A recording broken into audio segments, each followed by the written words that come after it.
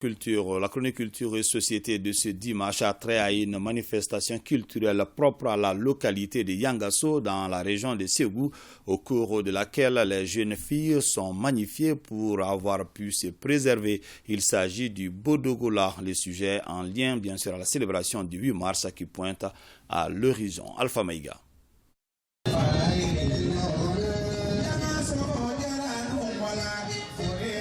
Bodogola. Le Bodogola, une manifestation culturelle. La pratique se passe à Yangasso dans le cercle de Bla, région de Ségou. Yangasso, comme son nom l'indique, c'est un village bambara. Ça veut dire ici c'est chez moi. Ici c'est chez moi, Yangasso. Bodogola, ça veut dire présenter au public du marché. Et qu'est-ce qui est présenté au public du marché? Il s'agit des jeunes filles et garçons qui ont pratiquement le même âge et qui ont l'âge à peu près de se marier. Ce rite ancestral contribue à promouvoir l'éducation de la jeune fille, une valeur sociétale.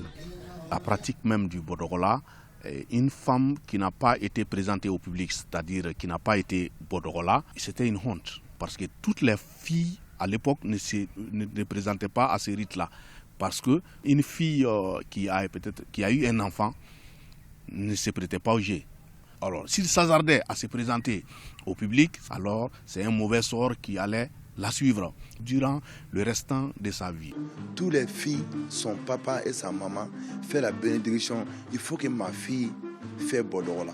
C'est comme ma fille garde son virginité. Bodogola, il y a une place qui est le place secret. Coutume, on part là-bas. Mais si tu as fait grossesse, tu ne peux pas aller là-bas. Sinon, tu vas mourir. Et si tu as avorté, en cachet. Si tu es parti, les jours là, les gens vont savoir. Le Bodogola est donc une manifestation culturelle ancestrale, autrefois pratiquée en période pré-hivernale pour magnifier les jeunes filles. Au moment où les jeunes filles qui étaient parties à l'exode vers les grandes villes, au moment de leur retour, l'événement est fait en ce moment-là pour encourager celles d'entre elles, les jeunes filles qui ont de bons comportements, et pour décourager ceux qui auront enfreint à la coutume et à la pratique ancestrale. Le but était de glorifier celles qui ont su se préserver.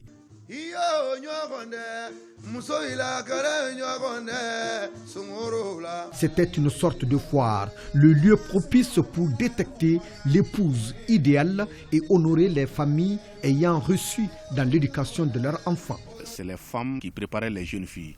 Alors, ils faisaient le tour des arbres sacrés de nos villages, comme pour dire que je suis propre. Et ma virginité, dans la plupart des cas, au public, pour que le public sache que mes parents se sont bien occupés de moi. Ils chantaient à leur propre louange. Et l'instrument traditionnel qui accompagnait tout ça, c'était le balani. Même s'il y a 60 filles qui font Bodogola, il y a 60 balafonistes. Parce que chaque fille, son mari amène avec son balafon. Ils jouent les balafons. Si on n'a pas trouvé des balafons, on préfère reporter des Bodogola jusqu'à qu'on trouve des balafons.